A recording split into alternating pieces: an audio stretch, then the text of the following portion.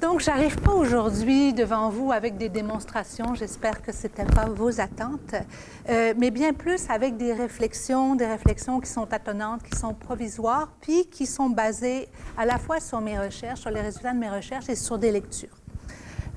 Avant de m'intéresser comme chercheur aux questions de la différence, de la souffrance mentale, de la souffrance psychique et des réponses qui leur sont apportées, je dirais que je l'ai fait d'abord comme être humain. Dans la mesure où la souffrance mentale et psychique est quelque chose qui me rejoint, qui m'interpelle particulièrement. Et ça depuis fort longtemps. Et je le mets en lien avec le fait que j'ai passé les premières années de ma vie dans un hôpital psychiatrique expérimental dans le sud de la France, où mon père travaillait comme psychiatre. Un hôpital expérimental où on trouvait des pratiques qui étaient beaucoup inspirées par ce qu'on en parle moins maintenant, mais le courant de la phénoménologie psychiatrique européenne et des approches psychodynamiques. Bon, évidemment, comme enfant, je n'avais pas ces repères-là, mais je l'ai appris par la suite. Il me semble que j'ai gardé une mémoire, puis je crois un ressenti de ces expériences-là qui ont duré 3 ou 4 ans pendant de longues années, mais il m'a fallu beaucoup de détours, beaucoup de temps pour que je revienne à ces préoccupations puis que je leur donne une place importante dans ma vie. Et il y a eu certaines rencontres qui ont été décisives à cet égard-là, et en particulier celle d'Hélène Corin. Peut-être que certaines d'entre vous la connaissent. Hélène Corin, qui est anthropologue, qui a été une anthropologue qui a été longtemps rattachée à l'hôpital McGill et au centre de recherche de l'hôpital Douglas, qui est aussi psychanalyste et qui a beaucoup travaillé sur l'expérience subjective de la psychose, avec une grande ouverture à la fois clinique et épistémologique, je dirais. Et j'ai eu la chance de travailler pendant quelques années avec Hélène Corin. Par ailleurs, les travaux d'Hélène se sont toujours situés beaucoup à la marge, je dirais, très éloignés de ce qui domine aujourd'hui dans le champ de la psychiatrie et de la santé mentale.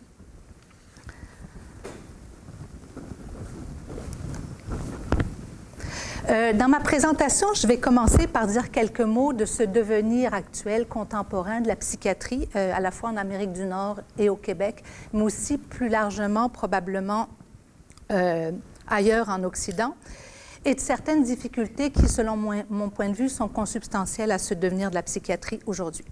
Je vais poursuivre ensuite avec 3 capsules qui, de différentes façons, visent à ouvrir sur la question de l'incertitude dans le traitement et la thérapie en psychiatrie et en santé mentale. Donc, une capsule clinique, une capsule épistémologique, puis une capsule où je voudrais vous parler de quelques sources d'inspiration que j'ai aujourd'hui.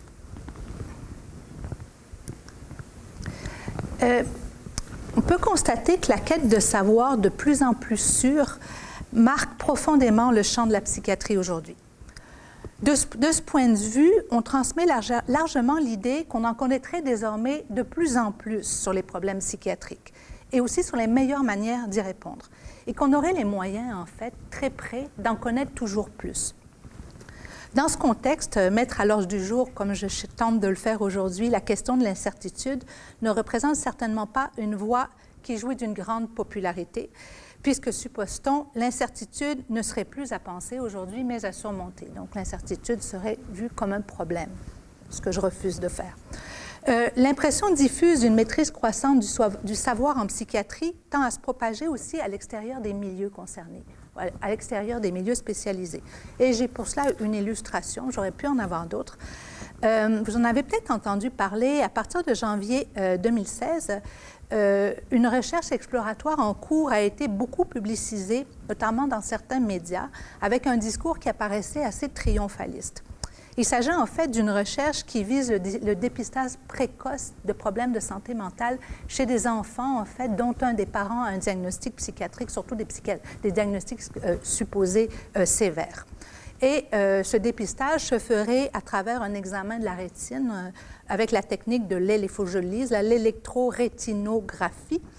On est donc à la recherche de biomarqueurs. Un article paru dans Le Devoir va titrer « L'œil miroir de l'âme ». Et la journaliste écrit « Des chercheurs québécois vont diagnostiquer la maladie mentale en analysant la rétine des enfants.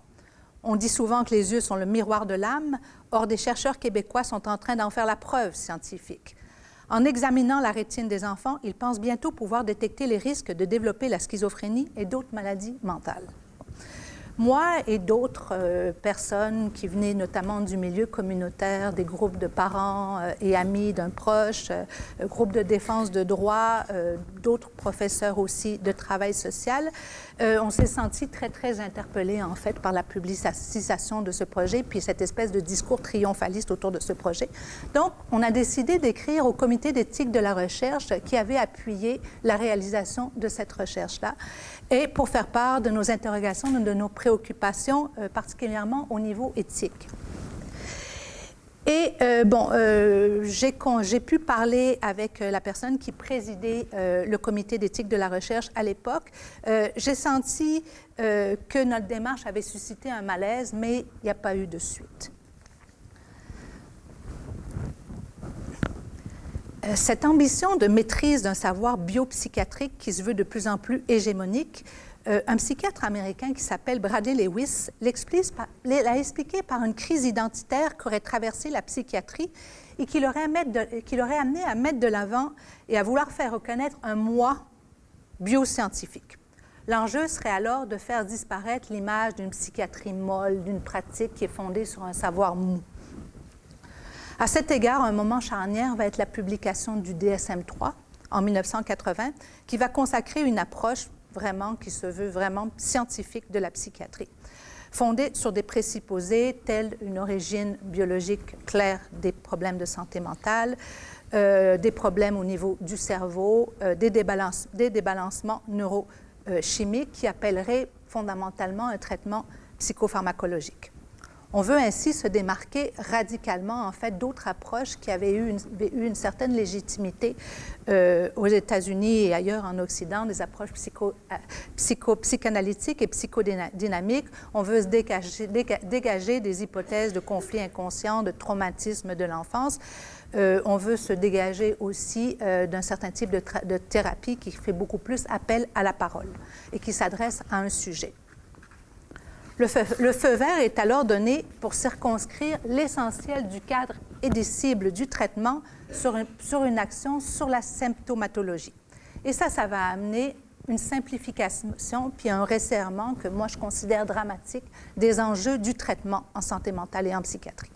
On va ainsi se trouver devant une conception de moins en moins dynamique des problèmes de santé mentale, de plus en plus statique.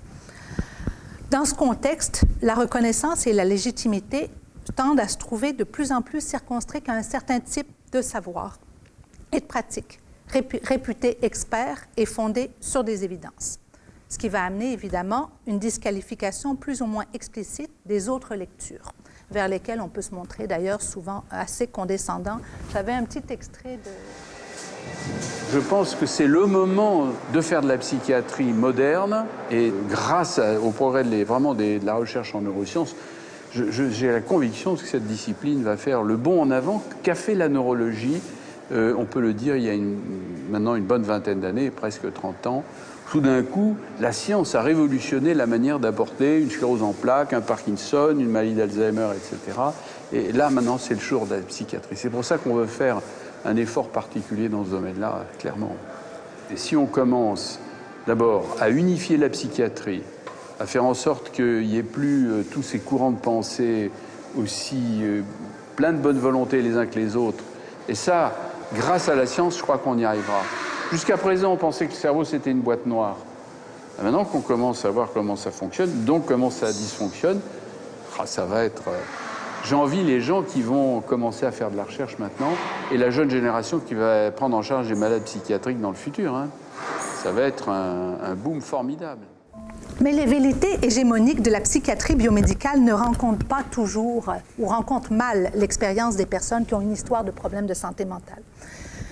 Par exemple, je suis tombée par hasard sur une recherche très intéressante menée par un psychologue suédois, Alain Topor, qui a recueilli de nombreux récits de personnes qui avaient eu un diagnostic de schizophrénie et qui, dans le cadre de la recherche, ont été amenées à reconstruire leur expérience de la psychose. Et la recherche fait ressortir des constats très, très intéressants. En particulier, il apparaît que les personnes qui, après des années de vécu avec la psychose, qui semblent aller mieux, sont celles chez qui on retrouve une représentation complexe de l'expérience de la psychose avec la rencontre de différentes compréhensions. Donc, compréhension médicale, certes, souvent, mais aussi psychodynamique, relationnelle, spirituelle, et d'autres types de compréhension.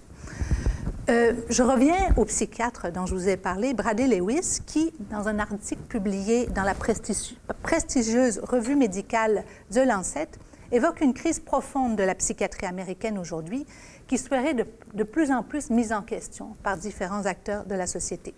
Cette crise, nous dit Lewis, ne devrait-elle pas être vue comme une occasion assez extraordinaire de transformation nécessaire de la psychiatrie? En résonance avec cet appel à une ouverture de la psychiatrie, ma préoccupation à moi comme chercheur est de rendre visible d'autres visions, façons de faire, qui portent une conception du traitement et de la thérapie ouverte notamment à une dimension d'incertitude qui est peut-être indépassable. Donc, je vais partir d'une illustration de ce que peut impliquer concrètement un changement de perspective dans le sens d'une ouverture à l'inattendu. Et je vais le faire à partir d'un récit qui a été recueilli dans le cadre d'une recherche qui a été menée en partenariat avec des ressources alternatives en santé mentale, des ressources alternatives de traitement en santé mentale, Hélène Corin, moi-même et Lourdes Rodriguez, qui est maintenant la directrice du Centre Interaction. Donc, je vous parle de Dominique.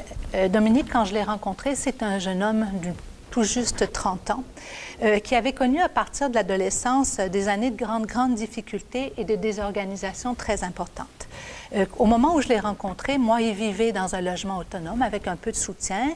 Il suivait des cours au cégep, il écrivait de la poésie, puis il était en démarche pour récupérer une partie de la garde de sa fille.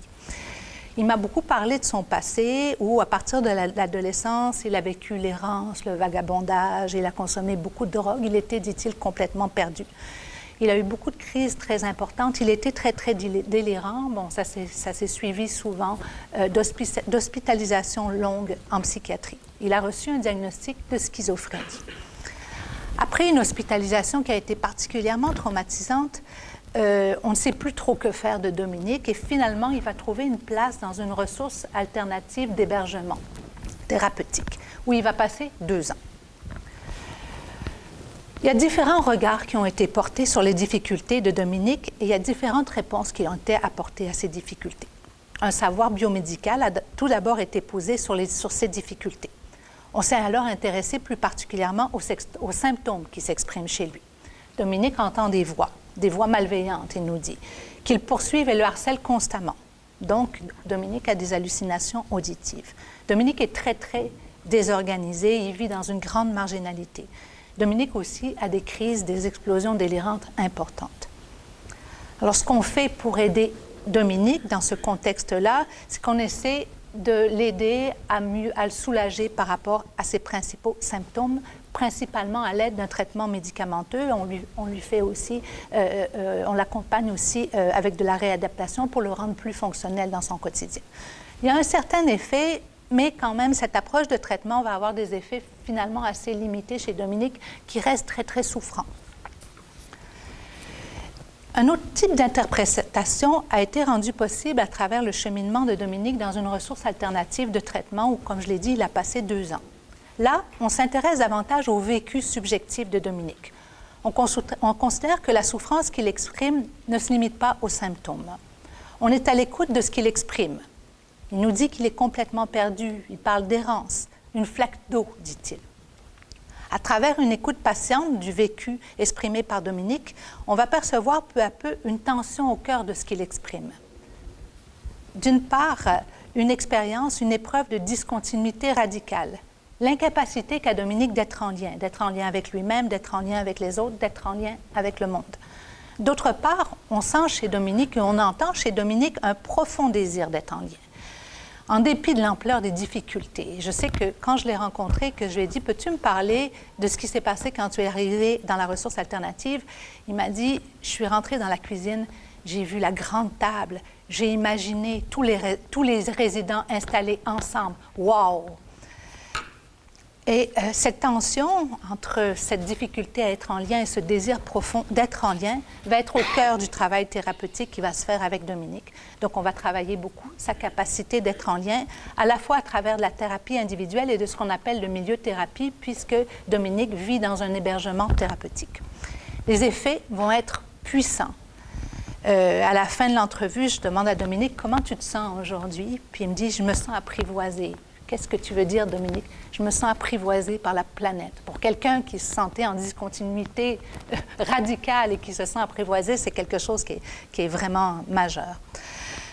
Le récit de Dominique met en évidence certains points de rupture dans le registre de la connaissance et du savoir dans le domaine de la psychiatrie et de la santé mentale, ce sur quoi je vais brièvement m'arrêter maintenant.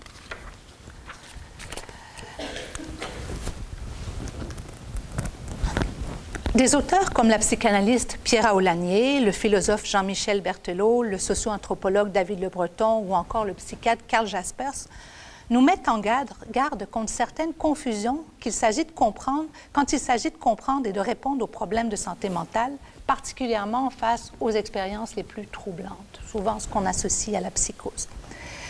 Il nous invite ainsi à prendre conscience et à dépasser la confusion entre savoir et certitude. Donc, notamment, Aulagnier nous dit que la certitude, c'est un savoir qui refuse toute mise à l'épreuve, tout questionnement, tout doute. C'est un savoir fermé, sûr de lui. Berthelot, lui, nous incite à distinguer deux attitudes face au savoir.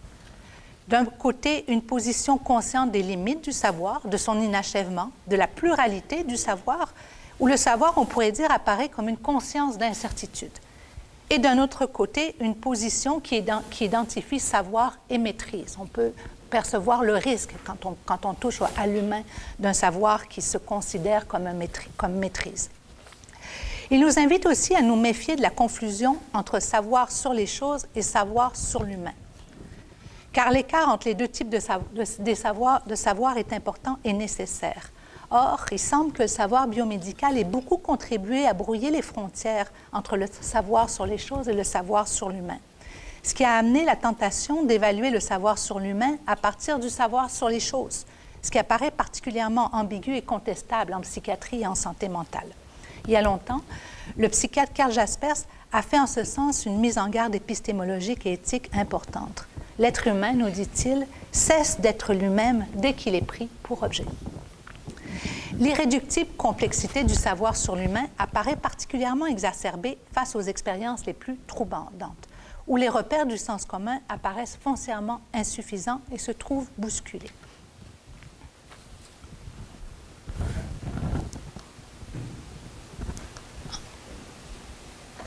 Oui, ça va. Ouais. Ces préoccupations et ces repères épistémologiques ont été dégagés dans le prolongement de témoignages d'intervenants de ressources alternatives de traitement qui, dans une recherche, se sont exprimés sur la question du savoir qui accompagne leur pratique et des limites de ce savoir. Ce sont des intervenants qui travaillent avec des personnes qui vivent des expériences, je dirais, particulièrement troublantes. Donc, ces intervenants nous disent, entre autres, sur le savoir de l'intervenant, que c'est un savoir qui s'approuve à différentes sources, des repères théoriques, mais en même temps, les repères théoriques, ils ne donnent pas de recettes, ils ne donnent pas de réponse. Comme nous dit un intervenant, tout reste à faire, à construire avec chacun. Le savoir de l'intervenant s'abreuve aussi à un autre type de savoir qui tient à l'expérience qui s'est accumulée au fil du contact étroit avec des personnes en grande souffrance. Et finalement, une source de savoir qui concerne le rapport à soi, le travail sur soi. Comme nous dira notamment un intervenant, l'intervenant est toujours au travail lui-même dans sa propre position subjective. Les intervenants nous parlent aussi des limites du savoir quand on travaille avec des personnes qui vivent des très, très grandes souffrances. Et ces limites sont inhérentes d'une certaine façon au savoir en santé mentale, nous disent-ils, donc ce n'est pas un manque qu'il s'agirait de combler.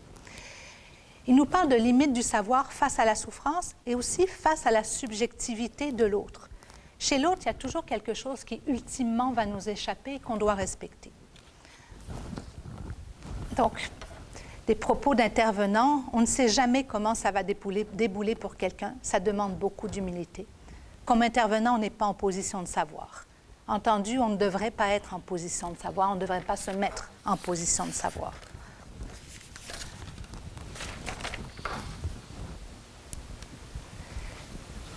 Je terminerai sur quelques sources d'inspiration plus récentes. Je dirais qu'au cours des derniers mois, je pense que c'est plus les circonstances de la vie qui m'ont amené à m'intéresser plus particulièrement aux pratiques qui existent face à l'émergence ou aux premières manifestations de ce qu'on associe à un début de psychose. Aujourd'hui, notamment au Québec, il y a des cliniques spécialisées maintenant, hein, les cliniques PEP, premier épisode psychotique, la clinique JAP. Ce sont des cliniques qui se caractérisent beaucoup par des pratiques qui sont largement centrées sur un savoir biomédical. Et par ailleurs, on trouve très peu d'alternatives au Québec, ce que je trouve en fait assez préoccupant, considérant l'importance d'avoir une disponibilité d'une pluralité en fait d'approches et de pratiques pour rejoindre la complexité des problèmes graves de santé mentale. Et ça m'a amené à faire quelques explorations à travers à la fois une recherche documentaire, à travers surtout une recherche documentaire et à la fois en tenant compte de ma préoccupation pour les approches qui acceptent l'épreuve de l'incertitude, qui l'intègrent dans leur manière de travailler, et aussi d'un intérêt pour les approches qui mettent à contribution l'entourage familial. On sait, ça a été, j'aime pas le mot prouvé, mais on sait qu'il y a un effet sur l'évolution d'un trouble psychotique en lien avec l'accueil, la réception que la famille va avoir face aux difficultés vécues. Donc, je vais évoquer à cet égard très, très brièvement deux approches que j'ai pas retrouvées au Québec. L'approche Open Dialogue, l'approche Open Dialogue, elle vient de Finlande, d'une région de Finlande, la Laponie de l'Ouest. C'est une approche qui a été développée à partir des années 1980. Elle a fait des petits, un peu en Angleterre, un tout petit peu aux États-Unis. Et c'est une approche qui permet d'abord de travailler les situations de crise, notamment les situations de crise psychotique et notamment les premiers épisodes psychotiques. Et qu'est-ce qui se passe avec cette approche-là? C'est qu'on va mobiliser dans un même lieu, souvent dans la résidence du jeune, de la personne, on va mobiliser à la fois des intervenants, le jeune, des membres de la famille et des membres du réseau du jeune. Et qu'est-ce qu'on va faire? C'est qu'on va faire un travail collectif à travers le dialogue pour faire émerger du sens. Et toutes les décisions, s'il doit y avoir médication, s'il doit y avoir hospitalisation, vont se prendre dans ces rencontres-là. Aucune décision n'est prise par les professionnels. Et selon les recherches qui ont été réalisées, ça donne des résultats très intéressants, notamment dans cette région de la Finlande, il y a beaucoup moins de prescriptions de médicaments psychotropes pour des nouveaux épisodes psychotiques. Il y a beaucoup moins d'hospitalisation. Et aussi, en fait, il y a beaucoup moins de diagnostics de schizophrénie, puisqu'il faut un certain temps avant que le diagnostic de schizophrénie soit posé. Mais ce travail, en fait, de réseau en dialogue permet de désamorcer souvent l'expérience et permet à la personne de poursuivre sa route sans avoir reçu le diagnostic qui peut être souvent tellement stigmatisant de schizophrénie. La deuxième approche que j'évoquerai très brièvement, c'est la thérapie de groupe multifamille.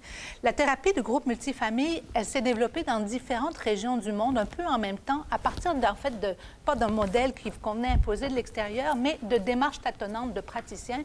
Et qu'est-ce qui se passe dans ces pratiques-là? C'est qu'en fait, on fait se rencontrer avec deux co-thérapeutes, plusieurs familles, incluant la personne qui vit, ça peut être une psychose débutante, et le travail se fait au niveau des interactions qui se développent entre les membres du groupe. Donc, c'est vraiment une forme de thérapie de groupe. Ce qu'on constate et ce qui est frappant dans les deux cas, avec l'Open Dialogue et ces pratiques de thérapie de groupe multifamiliale, surtout certaines, parce qu'il y a une certaine thérapie de groupe multifamiliale qui ont une orientation de psychoéducation, et à ce moment-là, c'est un petit peu différent. Moi, je parle plutôt des autres. Donc, qu'est-ce qu'on constate qui frappe chez ces deux approches-là? C'est qu'il n'y a pas de détenteur d'expertise. Hein. Les professionnels ne sont pas en position de savoir. On tolère l'incertitude. C'est d'ailleurs posé comme un principe de base de l'approche Open Dialogue. On est dans l'ouverture, dans le dialogue, et ce qu'on vise surtout, c'est de faire du sens ensemble, sans avoir de contrôle sur ce qui va arriver. Donc, je m'arrêterai ici. Bon, mon désir, moi, maintenant, ça serait de réunir des personnes qui sont intéressées à poursuivre la réflexion, éventuellement le développement de pratiques, pour accompagner les jeunes qui vivent des expériences troublantes avant peut-être que ces jeunes reçoivent un diagnostic de schizophrénie. Merci.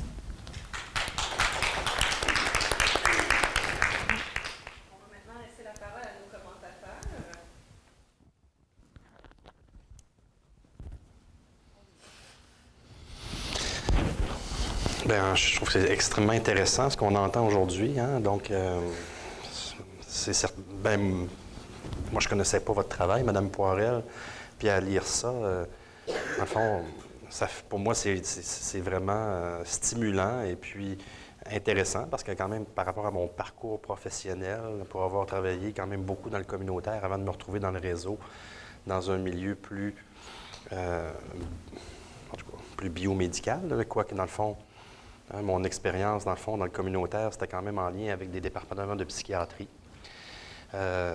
Mais pour ce qui est du traitement, dans le fond, des gens, et puis encore à ce jour, dans ma pratique, je pense que le biomédical est quand même important pour se donner un langage commun, peut-être pour faire un diagnostic. Mais encore là, dans le fond, un diagnostic, ce n'est pas un outil thérapeutique pour pouvoir aider les gens. C'est souvent même un obstacle qui amène des fois plus de complications, de résistance, avec raison, parce que c'est assez stigmatisant. Et puis, bien, dans le fond, pour ce qui est de traiter la clientèle, ça prend du temps, de l'écoute. Il faut construire, dans le fond, sur l'histoire de vie. Et puis, dans le fond, on voit beaucoup ces dernières années des guides d'auto-soins, par exemple, qui est une approche qui, je trouve vraiment intéressante, dans le fond. C'est comme si les psychologues, les professionnels, on accepte de partager notre expertise et puis nos connaissances avec les gens, avec la population. Mais dans le fond, quand j'utilise ces guides d'auto-soins, parce que j'en utilise dans le traitement, dans le fond, pour que les personnes peuvent continuer, dans le fond, en dehors du bureau, à faire un travail.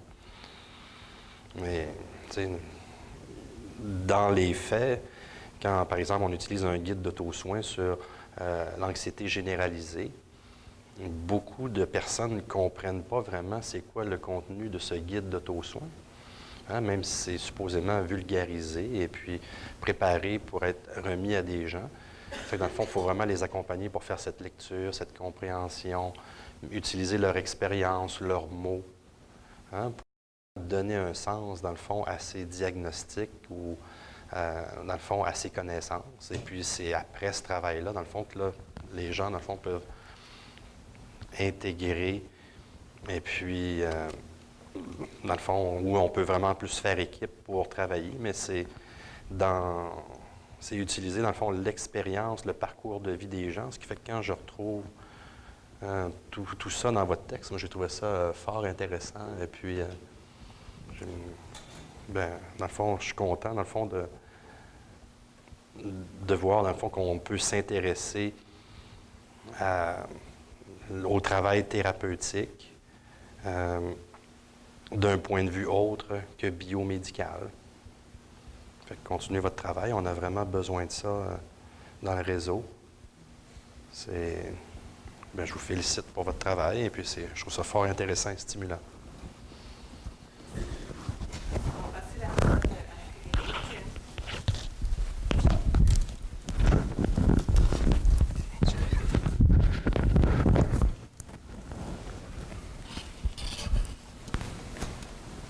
Je trouve que c'est un thème d'étude qui donne une bouffée d'air frais en tant qu'intervenant. En fait, dans le milieu dans lequel on travaille, on fonctionne d'une certaine façon, par souci d'efficacité ou de productivité. Puis effectivement, ça rejoint l'idée d'objectivisation, en fait, objectification du client qui est en face de nous.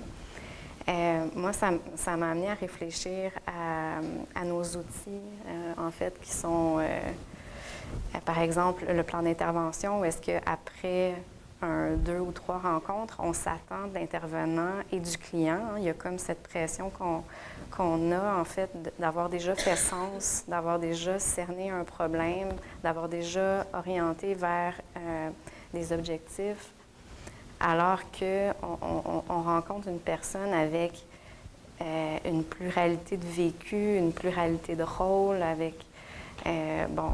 donc, il y a comme une notion, une fausse croyance qu'on devrait savoir, alors que en tant qu'intervenant, moi, je le porte très, très lourdement, en fait, que des fois, je suis en train de construire, je suis pas en train de savoir où je m'en vais. Et en même temps, c'est un peu paradoxal, puisqu'on doit savoir où on s'en va. Ça fait sens. Puis ça permet parfois aussi de pouvoir s'orienter, puis diminuer une souffrance en lien avec l'incertitude, mais en même temps, l'incertitude, elle est là. Donc, il y a comme un paradoxe dans lequel on est, puis on fait avec ça.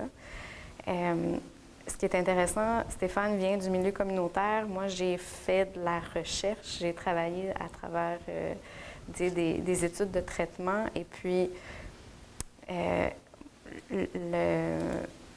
le bout où, dans les études de traitement, on doit sélectionner les sujets avec un seul diagnostic pour bien comprendre que ça fonctionne. Et si peu représentatif, en fait, des gens qu'on rencontre dans notre pratique de tous les jours. Puis je comprends qu'on doit faire ces études de traitement de cette manière-là, mais en même temps, l'application est un peu lointaine. Puis, le fait on ne sait jamais comment ça va débouler, c'est vrai. On est toujours...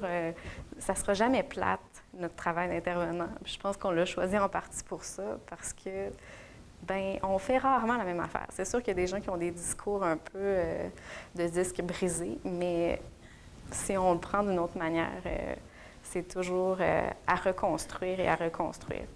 Donc, je trouve que ça nous donne une voie pour vos études, ça donne une voie, puis ça légitimise notre vécu d'intervenant dans toute sa complexité, puis c'est ça. Ouais.